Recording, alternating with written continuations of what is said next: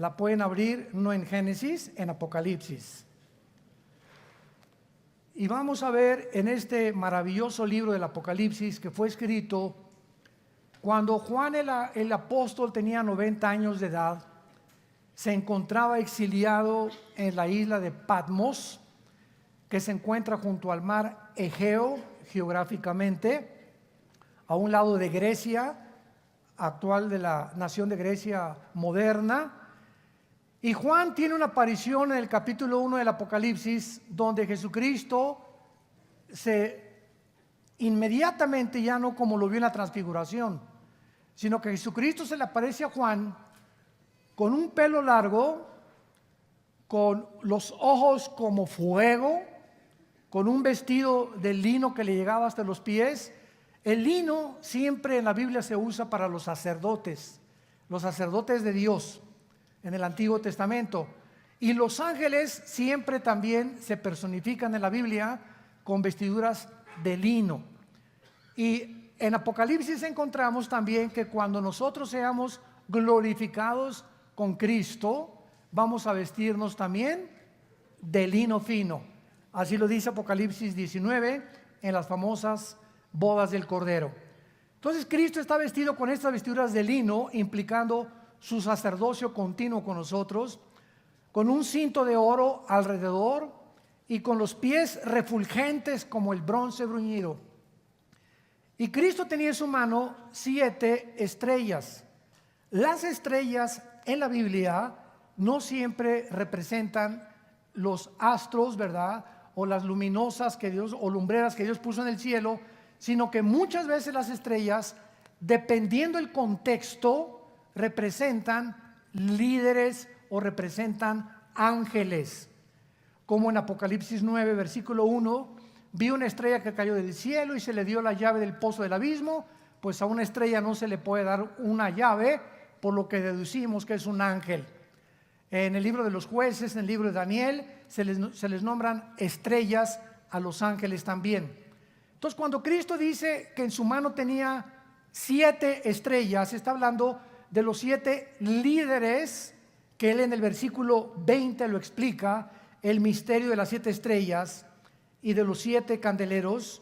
Son ángeles, son los ángeles de las 7 iglesias, y los 7 candeleros son las 7 iglesias. Estos ángeles a quienes se les comisiona para entregar estas cartas, al ángel de la iglesia de Éfeso, al ángel de la iglesia de Sardis, al ángel de la iglesia de Pérgamo, etcétera, etcétera, no son ángeles espirituales que son los que acompañan a Dios, sino son seres humanos. ¿Cómo lo sabemos? Bueno, en Mateo 11:10, en Lucas 7, 52 al 57, se menciona al Bautista como un mensajero, con la misma palabra griega, agelos, con doble G. Entonces, cada vez que tú encuentres mensajero, dependiendo del contexto, es un mensajero humano, o porque la palabra ángel significa mensajero. Malak en el hebreo significa también mensajero. Dios usa ángeles como mensajeros y seres humanos como mensajeros. Tú te conviertes a Cristo, regresas a tu familia. ¿Cómo vas a tu familia? Como un ángel de Dios, como un mensajero. Papá, traigo buenas noticias, mamá, traigo buenas noticias, hermanos, etcétera, etcétera. Somos actualmente los mensajeros de Dios a un mundo que no conoce a Dios ni que tampoco entiende las cosas de la dimensión espiritual. Muy bien, entonces Cristo, ya después de que se hace su aparición a Juan con esta vestidos resplandecientes y como acabamos de mencionar, dice el versículo 18 del capítulo 1 que Cristo le dice a Juan: yo soy el que vivo y estuve muerto, mas he aquí que vivo por los siglos de los siglos. Amén. Y tengo las llaves de la muerte y del Hades. ¿Quién tenía estas llaves antes de Cristo? Satanás. Hebreos capítulo 2. Satanás tenía las llaves de la muerte y tenía las llaves del Hades. No dejaba salir a nadie. Pero cuando Cristo resucita, baja al centro de la tierra, donde se encontraba el Hades, dividido en dos secciones: en el infierno, o en el seno de Abraham, o en el paraíso. Cuando Cristo le dice al ladrón junto a la cruz, ¿recuerdan? Hoy estarás conmigo, ¿en dónde? En el paraíso, o sea, en el centro de la tierra. Entonces el ladrón baja junto con Jesús al centro de la tierra, al lado de el paraíso, donde se encontraban los justos desde Adán hasta la cruz. Desde Adán hasta la cruz nadie había subido al cielo. Nadie. ¿Por qué? Porque estaban esperando el sacrificio perfecto que tuvo Cristo en la cruz. Cuando Cristo muere en la cruz, baja al centro de la tierra y a todos los del paraíso se los lleva con él cuando resucita. Y ahora, de la cruz a nuestros días, cuando los cristianos morimos, ausentes del cuerpo, presentes en el Señor. Ya no tenemos que bajar a esperar, porque ya se pagó el precio final. Jesús dijo al morir, tetelestai, que en griego significa consumado es, o se terminó. No hay nada que agregarle para pagar el pecado, para vencer la muerte y vencer a Satanás. Entonces Jesucristo le dice a Juan: ahora yo tengo estas llaves. Escribe las cosas que has visto, que son las del capítulo 1, las que son las del capítulo 2 y 3, que son el mensaje a las iglesias, y las que han de ser después de estas, capítulo 4 de Apocalipsis hasta el capítulo 19. Todo el futuro. Ya no se encuentra la iglesia del capítulo 4 en adelante en el libro de Apocalipsis, porque ya fuimos sacados del mundo antes que vengan los 7 años de la tribulación. Y el versículo 20 pues explica a Cristo lo que le dijo a Juan en el capítulo 1, que era un misterio: las 7 estrellas en mi mano derecha, en mi diestra, y los 7 candeleros de oro. Las estrellas son los ángeles, o los mensajeros, o los líderes de las iglesias. Y aun cuando el mensaje a las iglesias es enviado a un mensajero, también se aplica a los congregantes de las iglesias. Y los 7 candeleros son las 7 iglesias a través de las cuales camina Cristo, porque Él camina en medio de todos nosotros. Muy bien, en el versículo 1 al versículo 4 vimos anteriormente, porque en la conferencia anterior, se las recomiendo que la consigan, iniciamos esta serie. Vimos que la iglesia de Éfeso era una iglesia trabajadora, era una iglesia paciente, era una iglesia que probaba a los que se decían ser apóstoles y eran impostores.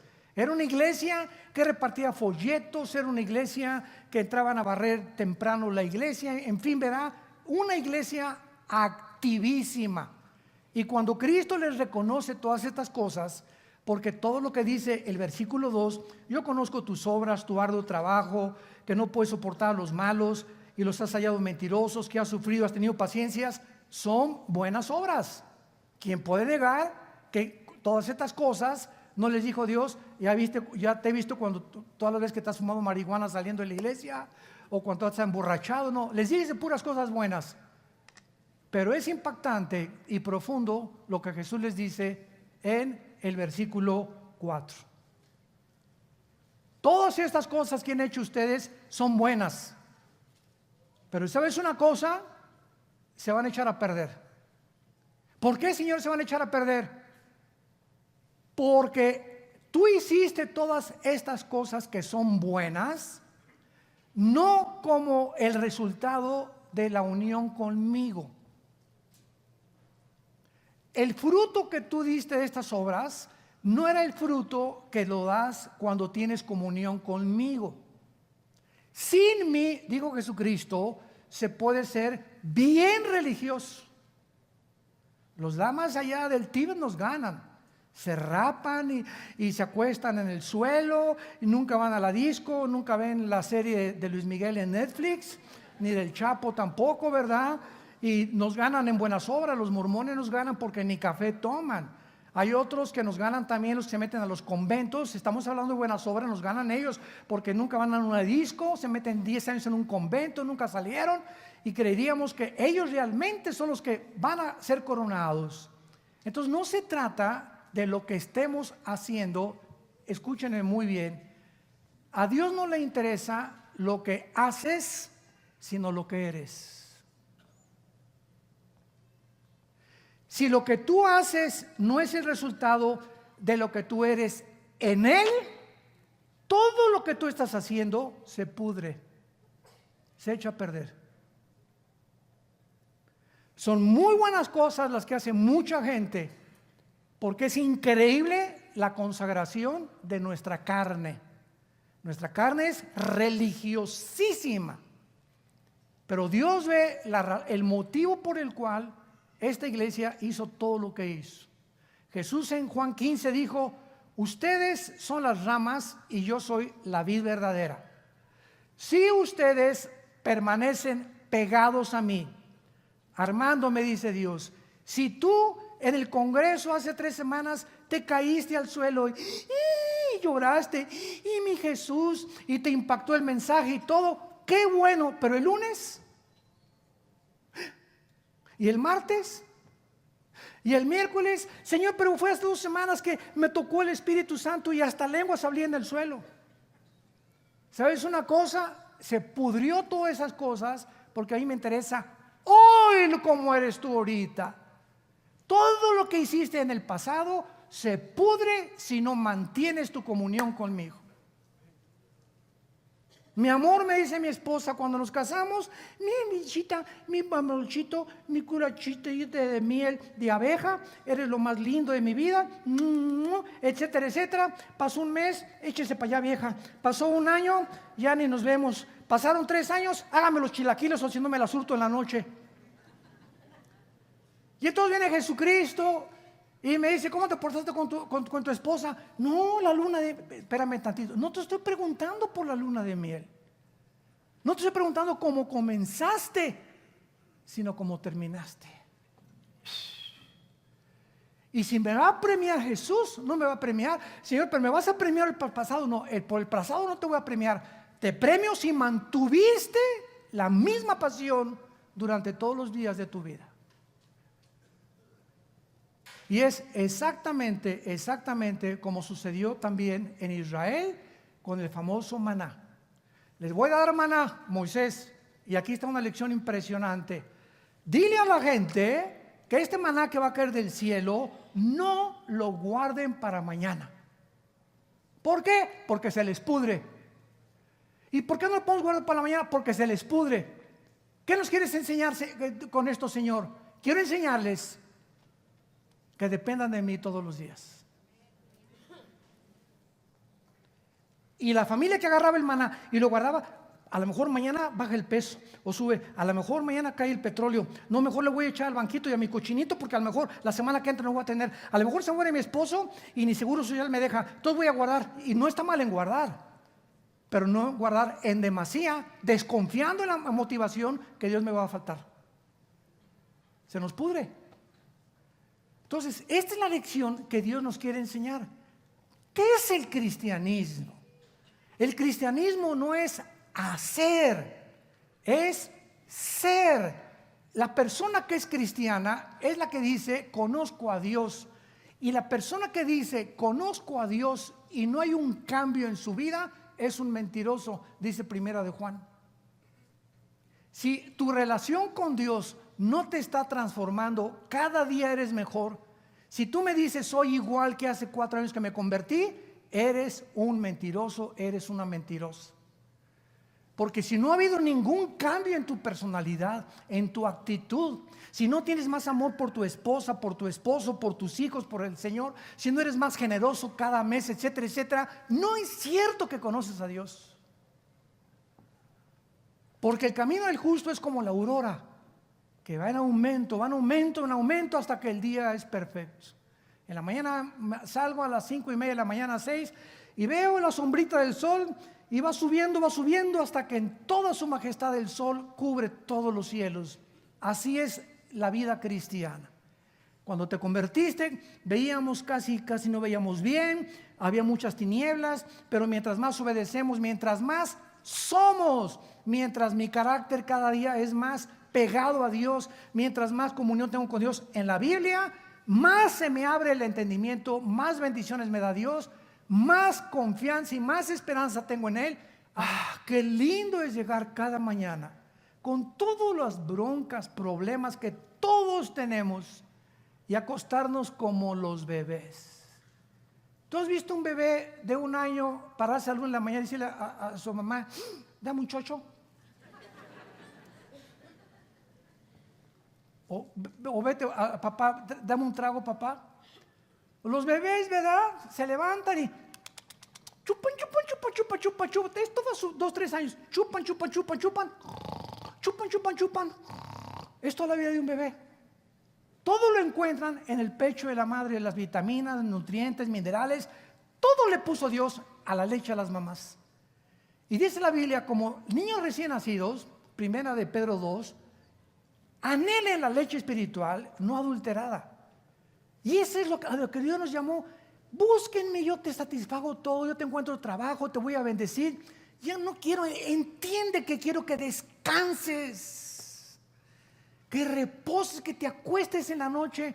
Todo está tranquilo, en paz me acostaré y asimismo dormiré, porque solo tú me haces vivir confiado, Señor. Mañana tengo infinidad de decisiones que tomar. Hoy quién sabe si me van a demandar, me están amenazando, pero yo en la noche me voy a acostar como un bebé. ¿Por qué? Porque mis preocupaciones no van a resolver nada.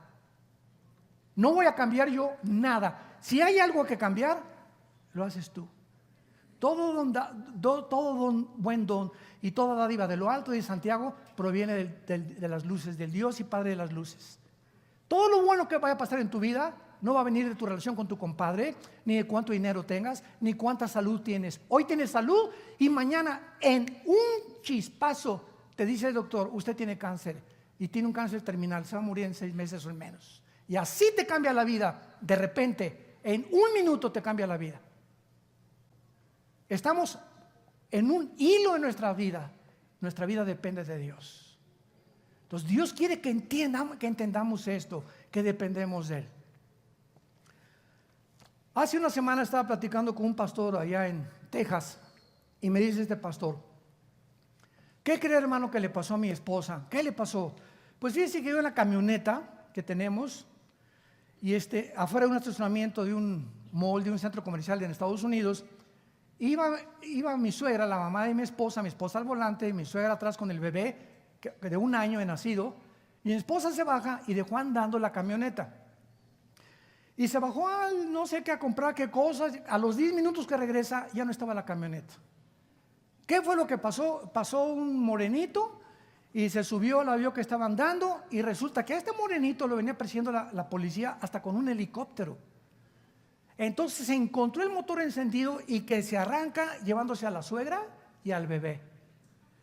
Total que cuando salió la mamá y vio que no estaba y se dio cuenta, se la llevó un negrito, ahí va la camioneta. Ella solamente dijo, Señor, en el nombre de Jesucristo, detén esa camioneta y salva a mi niña. Se estrelló contra un poste la camioneta. En el momento que esta hermana oró y llegó la policía y lo agarraron, no le pasó nada a la suegra ni al bebé tampoco. Pero me dice este pastor, le comparto esto porque con qué facilidad, así nunca sabemos, en 1 minuto nos cambia la vida. Un accidente te puede dejar paralítico para toda tu vida. Hoy en la noche, mañana pasado, no sé, un accidente, lo que sea, una embolia cerebral, un ataque al corazón. Nunca sabemos que lo más apreciado del hombre, Dios lo puede deshacer y cambiarnos en segundos nuestra existencia. Y esta fragilidad y debilidad como seres humanos que atravesamos porque no somos dioses, es la razón por la cual Dios anhela que vivamos con Él, cerca de Él todos los días. Y que nos acostemos y cuando Dios te ve, ese es mi Pancholín, hasta los ángeles dicen, y hasta ronca rico don Pancho. ¿Qué ronquidotes? ¿Por qué? Porque está tranquilo. No, ni le preocupa, nadie no se levantó en toda la noche. Y dice el Señor, ese es mi Pancho, Pancholín, Pancholetas, ¿verdad? Y por confiar en mí y por acostarse en la forma que Él se acostó y por demostrar con esa paz de que Él depende de mí, eso es lo que me va a mover a bendecirlo, porque sin fe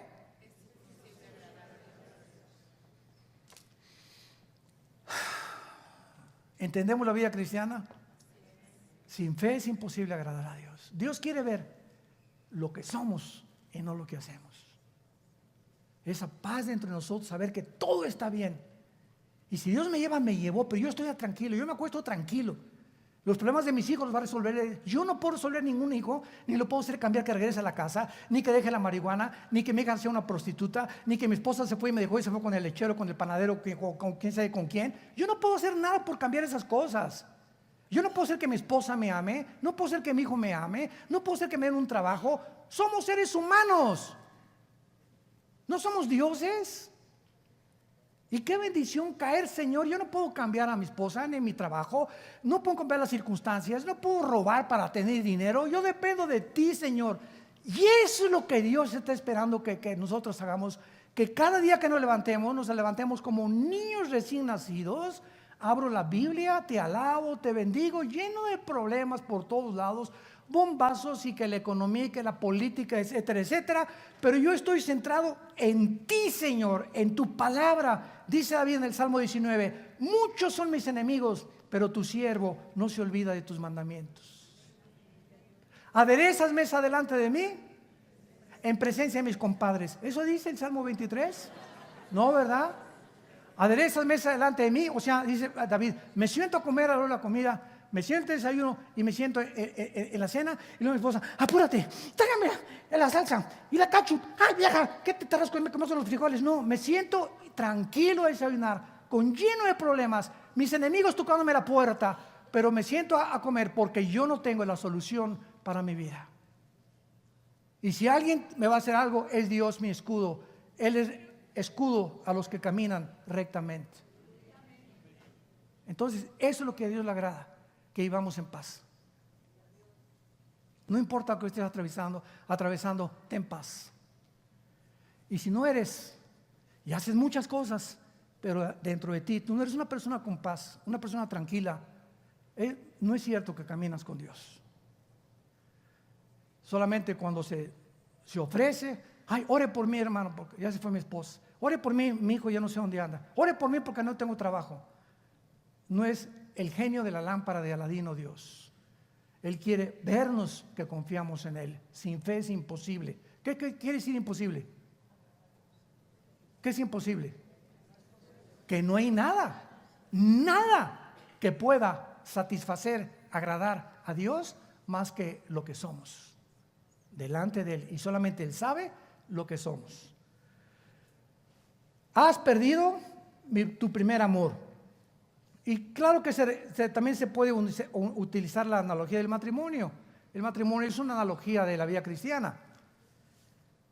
Yo le digo a mi esposa, tenemos casados, es un decir, ¿verdad? Ahorita tenemos casados 25 años, pero si yo le digo a mi esposa, o me dice mi esposa: oye, Armando, tenemos casados 5 años, y mira, gracias porque mi closet está lleno de abrigos, que bueno, te lo agradezco, amorcito. Mira, gracias, me has comprado 2, 3 anillos, te lo agradezco, tengo mi carro, me pusiste una cuenta en el banco, etcétera, etcétera. Te agradezco todo lo que has hecho, las obras que has hecho por mí. Sin embargo, me dice mi esposa, tenemos tú y yo 2 o 3 años que no nos comunicamos. Llegamos en la noche, ¿verdad? Y te volteas al otro lado, roncas como Sansón, y amanecemos y no platicamos. Cuando tienes ganas, te avientas el salto del tigre desde la lámpara del cuarto para satisfacer tus necesidades, y me siento ya un objeto tuyo que solamente me estás usando, que te cocine, que cuide a los niños, pero tú y yo no tenemos contacto. Tenemos años que nos vamos a un café, tú y yo, no con el periódico aquí enfrente de ti, ni con tu aparatito ahí, con tu iPhone, dale. No, vamos a tratar de que en nuestro matrimonio haya comunicación. El enemigo más grande del matrimonio, ¿cuál creen que es? La comunicación. La falta de comunicación. El momento en que se levanta una barrera de silencio en el matrimonio y ya no sabes por qué tu esposa tiene esa jeta, ni ella tampoco sabe por qué estás en la forma que estás, porque no, ¿qué te pasa, Pacho? No le dicen, comenzamos a cerrarnos el uno con el otro, y no le hablo a mi corazón: mira, mi amor, quiero decirte esto, y ora por mí, etcétera, etcétera, y no mostramos nuestra debilidad que necesitamos y que somos, y confiamos que nuestra esposa puede orar por nosotros. Somos macho camacho. Entonces ella nunca va a saber cómo ayudarnos, y ella también, si se cierra y no quiere confiar en mí, no voy a saber cómo ayudarla. ¿Por qué? Porque no hay comunicación. Hace poco, se los confieso, es un ejemplo también. Ahorita tenemos un hijo, ¿verdad? Caleb se fue a Australia, está allá con Hilson. Ya este año es el último. Y hace 2 años que se fue por primera vez, nunca nos habíamos separado de él. Pero yo no sabía cómo me había afectado cuando él se fue.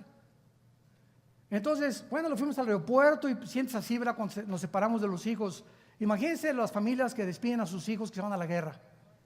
Que se van 2, 3 años a Irak. Y ahora los que se van casados con bebitos. Y yo comencé, Dios me dijo, tu hijo no se va a la guerra, va a regresar, va a tener comunicación, va a regresar en diciembre, va a regresar en verano, etcétera, etcétera. Pero me vino una angustia impresionante, que yo sé que es el enemigo, ¿verdad? Y comencé a llorar. Y yo no sabía si era tristeza o qué era. Y corrí con mi esposa, y mi esposa es testigo de lo que estoy diciéndoles. Y junto con ella le dije, por favor, ora por mí. Y estaba yo llore y llore y llore y llore por mi hijo. Y mi esposa me puso las manos, y desde ese momento no se imaginan lo que sucedió. Me fortaleció, o se acaba de ir otra vez otra semana, regresa en diciembre, pero así pasa en la vida, nos necesitamos en el matrimonio. ¿A quién le voy a pedir más que ore por mí más que mi esposa? ¿A quién? ¿Quién me conoce mejor? ¿Quién te conoce mejor? ¿El perro? ¿Le vas a pedir a Fido que ladre por ti? Y sabe una cosa, hay otra cosa que es verdad. Dicen que pasando los 50 o el 60, los que llegamos ya al 6º piso, un poquito más, comenzamos a descubrir a esa edad qué importante es estar casados.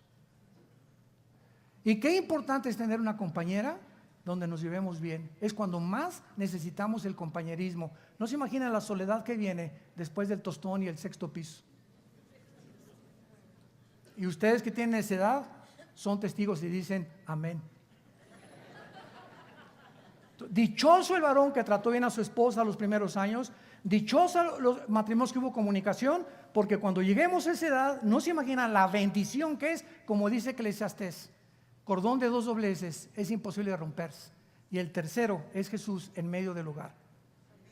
Entonces, esta es la importancia de poder entender que qué fácil es perder el primer amor con tu esposa y con tu esposo. Es bien fácil. Nos acostumbramos ya a estar juntos y no estamos divorciados, pero sí estamos divorciados hace muchos años emocionalmente. Ya no nos hablamos, o nos hablamos nomás para ¿qué dice el periódico? ¿O qué dicen las noticias? Ya no platicamos, ya no le digo me siento mal, ora por mí, tengo esta angustia, tengo esta preocupación. ¿Por qué? Porque no hay comunicación, y cuando no hay comunicación no hay comunión, no hay compañerismo. Es lo mismo con Dios. Si no platicas diario con Dios, si no abres si no dejas que Él te platique a través de la Biblia Él nos habla y nosotros a través de la oración le platicamos a Él. Si no hay un diálogo entre tú y Dios, si solamente es monólogo, nunca vas a tener esa paz que sobrepasa el entendimiento. Han perdido tu primer amor. Si eres muy activo, Armando, y tengo abrigos, y tengo coche, y tengo una casa, pero entre tú y yo no hay nada. No te conozco ni tú me conoces. Y así te dice Dios, eres muy activo y trabajas y eres paciencia y vas a la iglesia y haces lo otro, pero tienes meses o semanas o años que diario tú y yo no tenemos comunión en la Biblia, diario con Jesucristo. Dice 1 Corintios 1:9, fiel es Dios que nos llamó a la comunión con su Hijo Jesucristo. Esto es el cristianismo. Lo demás es religiosidad. Entiende la diferencia. Tú puedes ser religioso, ir a la iglesia y tener una religión, si no tienes una comunión diaria con Jesús, eres religioso. Has perdido tu primer amor. Ahora, si es esto verdad en tu vida, veamos a continuación rápidamente la solución y las consecuencias de que tal vez desde hoy en la noche, los que están escuchando a través de las redes sociales, o ustedes que están presentes al oír este mensaje, si tú el mensaje que tú oyes no lo pones en práctica inmediatamente, pues mañana o pasado. No, si desde hoy en la noche no llegas a tu casa y le pides perdón a Dios y comienzas hoy antes de acostarte, abrir la Biblia, leer los salmos, proverbios, platicar con Él. Señor, pongo echando toda mi ansiedad sobre ti porque tú tienes cuidado de mí. Ya no quiero pensar en mis problemas, no está en mí resolverlos. Yo quiero vivir en paz. Se fue mi vieja, se fue mi viejo, se fue mi hija, se fue mi perro, no lo encuentran. Lo que tú quieras y mandes, Señor, quiero dormir en paz, quiero descansar en ti, quiero confiar en ti. Fortaleza mía, Señor mío, mi fortaleza, mi Dios, en quien confiaré. Él te librará de la peste destructora, te librará del lazo del cazador. Caerán 1000 a tu diestra y a 10,000 y a ti no te tocará. Y por cuanto en Él has puesto mi confianza, dice el Señor, yo también te libraré y te sacaré de tu problema y haré que tu hijo regrese y haré que si se fue la señora, te voy a mandar a una mejor que Madonna. Y si se fue el cocodrilo ese que te está haciendo la casa, tengo algo mejor para ti. Tú sigue confiando en mí, dice el Señor, nada más. Quiero ver que sigas confiando en mí, nada más es lo único que quiero ver. Déjame a mí solucionar tus problemas. No somos dioses. Y créanmelo, lo mejor está por delante.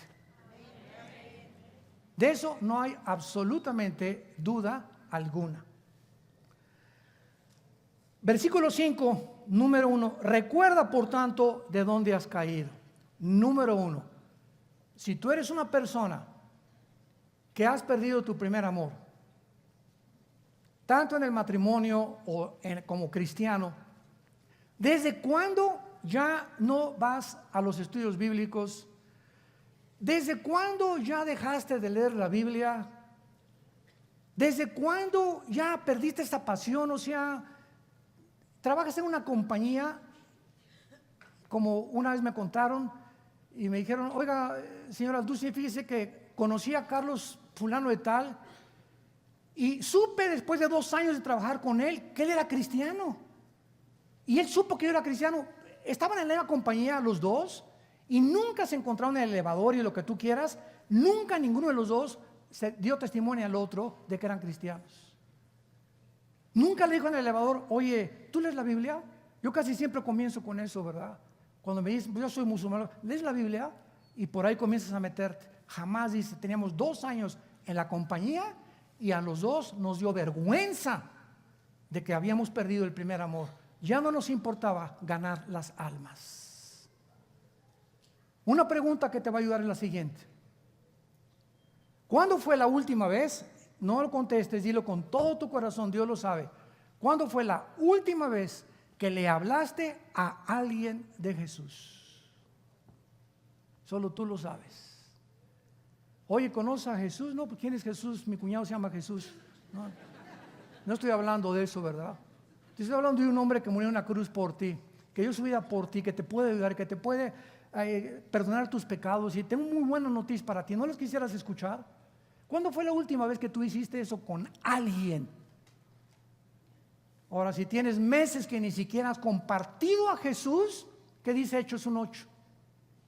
Recibirán poder cuando venga el Espíritu Santo y me serán testigos. ¿Lo eres? No. ¿Sabes por qué? Porque no tienes al Espíritu Santo. Mentira que eres cristiano. Y cuando venga por nosotros el Jesús, va a haber una cantidad de millones de personas que se van a asustar porque nunca se imaginaron que ellos no eran lo que decían que eran. Y el fruto de un cristiano es hablar de Jesús. Te tiene que consumir la pasión. A tu mamá, a tu suegra, a tus amigos, al que sea en la primera oportunidad, meseros, elevadoristas, al que sea, estarle hablando continuamente de Jesús. Esa es la pasión que nos debe de consumir.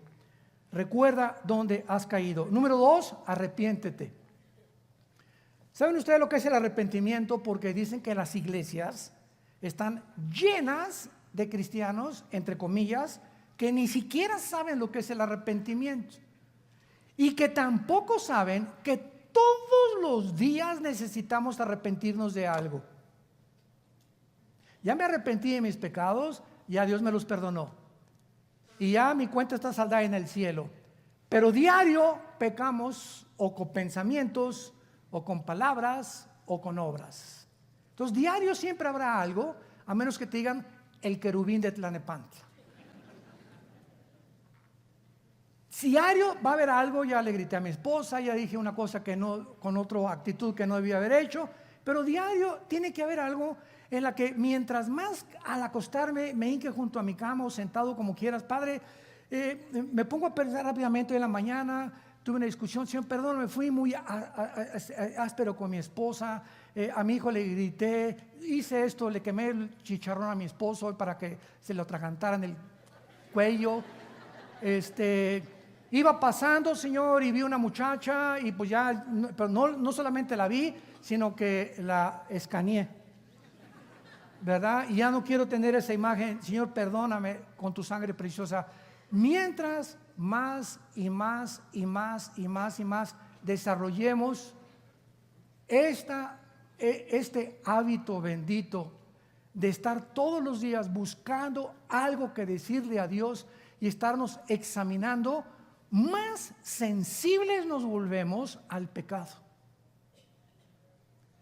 Y vas a crecer como un árbol gigantesco espiritual.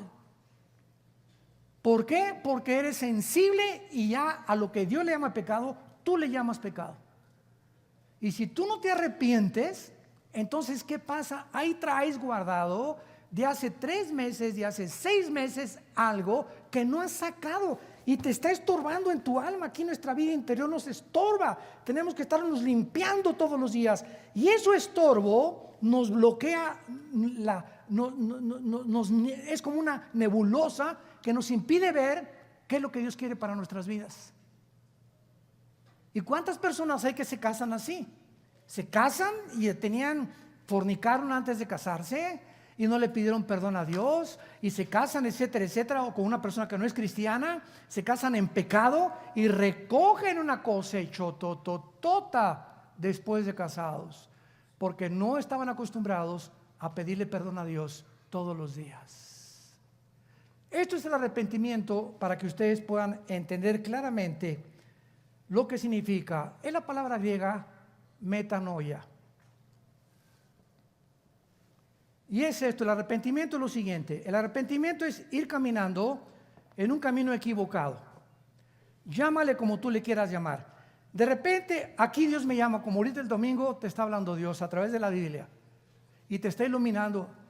Híjole, es verdad lo que dice la Biblia. Yo necesito pedirle perdón a Dios. Entonces, tú te detienes en ese camino y ya no vas con tu novio o lo que tú quieras y dejas la pornografía, etcétera, etcétera. Y esta es media vuelta al arrepentimiento. Ya no fumo, ya tiré todas las revistas de pornografía, ya le dije a mi novio que no me ponga las manos encima, ya no voy a mirar a otra mujer que no sea mi esposa, ya voy a dejar de hacer lo que hacía. Esa es la mitad del arrepentimiento. Escúchame esto: si tú dejas estas cosas pero no te vuelves a Dios, no es arrepentimiento, es remordimiento. Ahí está la diferencia. Judas, dice la Biblia, que cuando traía las monedas de plata y vio a Jesús que pasaba, agarró las monedas, porque dice que le remordió, pues la palabra arrepentirse es la palabra, no es la palabra arrepentimiento, y las tiró al suelo y se ahorcó. ¿Por qué? Porque él no se volvió a Jesús. Si hubiera arrepentido, hubiera creído que había perdón en su muerte en la cruz. Pero no creyó en eso. Le remordió la conciencia por lo que hizo y se mató. ¿Cuánta gente hace lo mismo? Me mato porque hice esto, porque aquí hice eso, en lugar de volverse a Dios, que es la fuente del poder. Entonces, el arrepentimiento no es una vuelta de 90 grados, es una vuelta de 180 grados.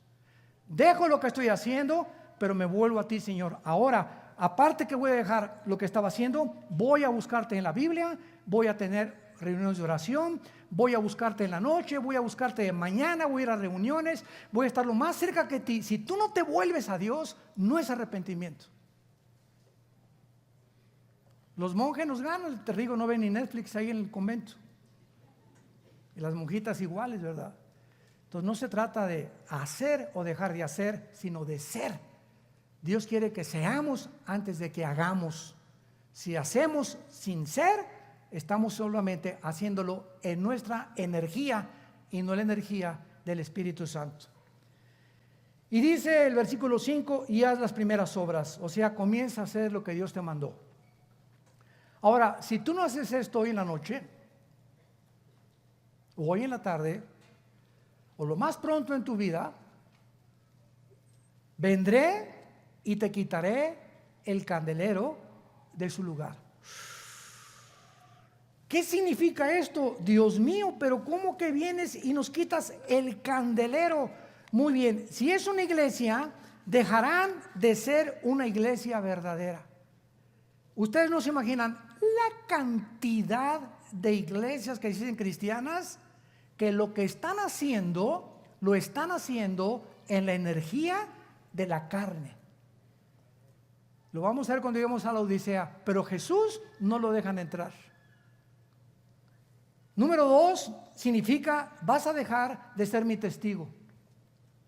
Que te voy a quitar la luz que te puse para que alumbraras a tu familia. Y vas a ser igual que como eras antes de ser cristiano. Y número 3, te voy a abandonar y te voy a dejar hacer lo que te dé la gana. Esto es el peor juicio que le pueda venir a un cristiano. Dice en Proverbios capítulo 1, por cuanto no quisiste oírme, ni las palabras de sabiduría aceptaste en tu corazón, vendrá sobre ti tribulación y me llamarás y no responderé. Me buscarás de mañana y no me vas a encontrar. ¿Por qué? Porque no es cuando tú quieras, es cuando oigas su voz. Hebreos 3, versículo 7, no te endurezcas. Y hoy te está hablando Dios. Hoy te está hablando como una espada que atraviesa tu alma.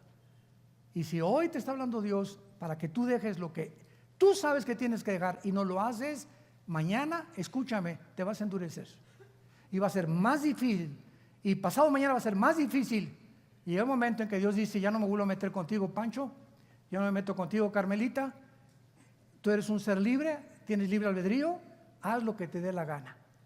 Y cuando vengan los problemas, Señor, por favor, ayúdame. No te voy a escuchar. Pero tú eres misericordioso. Lo fui cuando te hablé.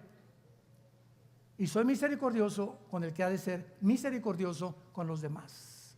¿Fuiste tú misericordioso con tu matrimonio? ¿Lo fuiste con tus hijos? ¿Lo fuiste en tu trabajo?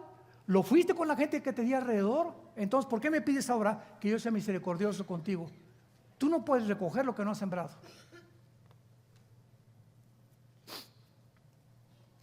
Y dice el versículo 6, pero tienes contra ti, tienes esto, que aborreces la obra de los nicolaitas.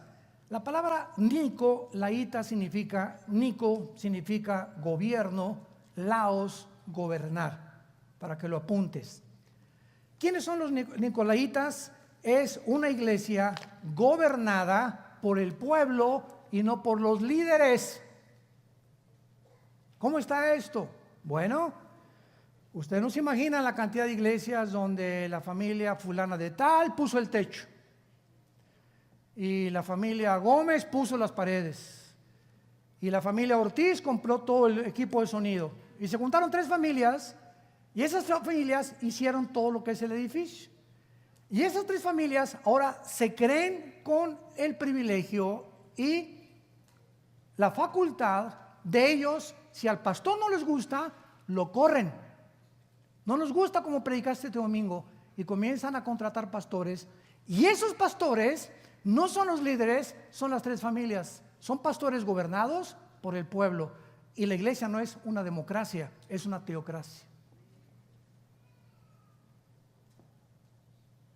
Tengamos mucho cuidado y yo se los digo a mis hermanos pastores. Un pastor es el responsable de las finanzas, es el responsable del orden de la iglesia, es el responsable de la dirección de la iglesia, es como en la casa exactamente.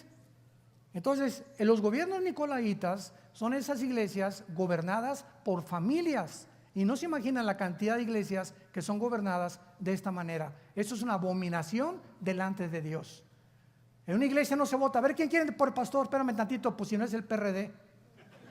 No es el PRI, no es el PAN, no es un partido político. La iglesia no se maneja de esa manera. La iglesia se maneja por los líderes que están de la mano de Dios y que son dirigidos por Dios. Ellos son los responsables de la iglesia, no las familias. tengo a tu favor que aborreces las cuales yo aborrezco. El que tiene oídos, oiga lo que el Espíritu dice a la iglesia.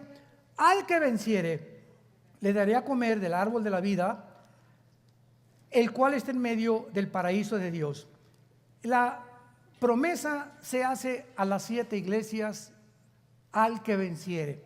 ¿Quiénes son los vencedores? Porque, por ejemplo, en el capítulo 3, vean rápidamente el capítulo 3 de Apocalipsis, dice el versículo 5, Apocalipsis 3:5, lo usan personas que creen que se pierde la salvación. Y hay versículos que usan así fuera de contexto, pero vean ustedes lo que se encuentra detrás del contexto y no del texto. Dice Apocalipsis 3:5, el que venciere será vestido de vestiduras blancas, y no borraré su nombre del libro de la vida, y confesaré su nombre delante de mi Padre y delante de los ángeles. Entonces dicen estas personas sinceras, porque hay mucha sinceridad y muchos cristianos, pero por falta de información, que Dios puede borrar nuestro nombre del libro de la vida. Y la respuesta es bien fácil, por no conocer lo que significa vencer. Vean ustedes, antes de Apocalipsis está Judas y Primera de Juan, capítulo 5 de Primera de Juan. Vamos a dejar siempre que la Biblia sea la que hable. Primera de Juan 5, 4 y 5. Porque todo lo que es nacido de Dios vence al mundo. Y esta es la victoria que ha vencido al mundo, nuestra fe. ¿Quién es el que vence al mundo sino el que cree que Jesús es el Hijo de Dios? Este es Jesucristo, que vino mediante agua y sangre, no mediante agua solamente, y el Espíritu da testimonio, porque el Espíritu es la verdad. Vemos nosotros que, de acuerdo a la Biblia, los vencedores son los que han sido nacidos de nuevo, los que han sido regenerados por el Espíritu Santo, los que han sido bautizados con el Espíritu Santo, amalgamados, identificados. Es lo que significa la palabra bapto en el griego: identificar, amalgar, unir. Los que hemos sido unidos al cuerpo de Cristo, cuando el Espíritu Santo nos bautiza en el cuerpo de Cristo, somos de Él, estamos en Él. Estos son realmente los vencedores, los que se dijeron que eran cristianos, como vimos anteriormente, pero siempre vivieron jamás cambiando, jamás transformados, jamás mejoraron su actitud, jamás les interesó ganar a nadie, jamás con la Biblia. Son los que van a ser borrados porque nunca fueron cristianos. Pero los que venzan, no puede ser borrado su libro. ¿Por qué? Porque fueron nacidos de Dios. Qué clara es la Biblia. Dice en 1 Juan 2:18, salieron de nosotros, pero no eran de nosotros, porque si hubieran sido de nosotros, hubieran permanecido con nosotros. Pero salieron para que se manifestara que no todos son de nosotros. No es que perdió la salvación Judas. Judas nunca fue cristiano. Jesús lo dijo, es un diablo desde que lo llamó. Y desde que estaba con los discípulos, era el tesorero y era un ladrón. Ya robaba la bolsa de las quesadillas de Pedro y de Santiago. Así que no se pierde si eres regenerado por Dios y bautizado en el cuerpo de Cristo, vas a vencer. ¿Por qué? Porque tienes fe. ¿Y qué es la fe? Ser aquel que Dios quiere que tú seas. Y finalmente, dice el mensaje a la iglesia de Éfeso: y le daré a comer el árbol de la vida, que aparece en Génesis, que es Jesús. Él es el árbol de la vida. Yo soy el camino, la verdad y la vida.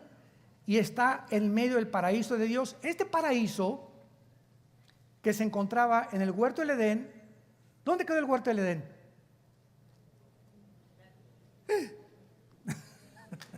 ¿Se pudrieron los árboles en el huerto del Edén? No, porque eran perfectos. El hombre fue sacado de un lugar perfecto porque un hombre imperfecto no puede vivir en un lugar perfecto. El huerto del Edén era perfecto. Todo Dios vio que era bueno. El hombre pecó y Dios lo expulsa del huerto del Edén. ¿Y el huerto del Edén? ¿Quiénes llegaron a vivir ahí? ¿Los ángeles? No, ¿verdad? Desapareció, fue trasladado al cielo, que se llama ahora el paraíso después de la muerte de Cristo. Cuando Pablo en 2 Corintios 12 dice: hubo un hombre, si en la carne no estoy seguro, fui al tercer cielo y estuve en el paraíso. Pablo estaba hablando acerca de ese paraíso que ya se encontraba, ¿verdad?, en el fondo de la tierra antes de que Cristo resucitara, que era cuando Pablo estuvo siendo disciplinado por Dios y en el desierto 15 años antes de que pudiera predicar. Y Pablo es la última persona que menciona el paraíso antes del Apocalipsis. Entonces, este paraíso ahora se encuentra en el cielo, que significa un lugar de descanso, que es lo que significa también la palabra Edén. Y finalmente Dios le dice: este árbol de la vida está en medio del paraíso de Dios, que se encuentra, repito, cuando muramos, que será Jesús el centro de toda nuestra atención. Cristianos que nos escuchan, hay un mensaje en esta tarde antes de irnos a casa, y es: arrepiéntete. Reconoce las cosas malas que estás haciendo en tu vida antes de que sea demasiado tarde. No te endurezcas. Dios te ama. Dio su vida por nosotros en una cruz. Agujeraron sus manos y sus pies. Le pusieron espinas en la cabeza. Y cada vez que tengas dudas que Dios te ama, regresa y voltea a ver a la cruz. Ahí está Jesús colgado, diciéndote: todo lo hice porque no quiero que vayas al infierno. Quiero bendecir tu matrimonio. Quiero bendecir tu noviazgo. Quiero bendecir tus alimentos. Quiero bendecir tus vacaciones. Quiero bendecir todo en tu vida. El que no escatimó a su Hijo, Romanos 8, ¿cómo no nos dará todas las cosas si nosotros se las pedimos? Te damos gracias, Dios y Padre de nuestro Señor Jesucristo, que nos has hecho renacer para una esperanza viva por medio de la resurrección de tu Hijo entre los muertos, que fue muerto, crucificado, enterrado y resucitado a los 3 días. Ahora he comprendido estas verdades espirituales y quiero de aquí en adelante, desde hoy mismo, regresar a mi primer amor, a volver a enamorarme de ti, Jesús, con pasión, como el ciervo brama por las aguas. Que llegue el momento en que mi alma brame por ti, que tenga sed por estas aguas vivas que solo vienen de ti. Tu palabra dice: bienaventurado el varón que tiene en ti su confianza y en cuyo corazón están tus caminos, porque cuando pase el valle de lágrimas, lo convertirá en estanque cuando las lluvias lleven o llenen las fuentes. Irá de poder en poder y verá a Jesús en Sión. Oh Jesús, gracias por lo que hiciste por nosotros. Y en esta mañana Él abre sus brazos y te dice: ven a mí. Ven a Cristo en esta mañana si tú no lo tienes. A lo mejor te decías cristiano, ya no te engañes. Si en ti no ha habido un cambio radical, una transformación de tu personalidad, no es verdad que tengas la vida de Jesús. Él vino a revolucionar nuestra vida, nuestra forma de pensar, nuestra actitud hacia nuestros semejantes. Dile: Señor, perdona mis pecados. Creo que moriste en esa cruz y pagaste por ellos con tu sangre. Y te pido que entres a mi corazón en este instante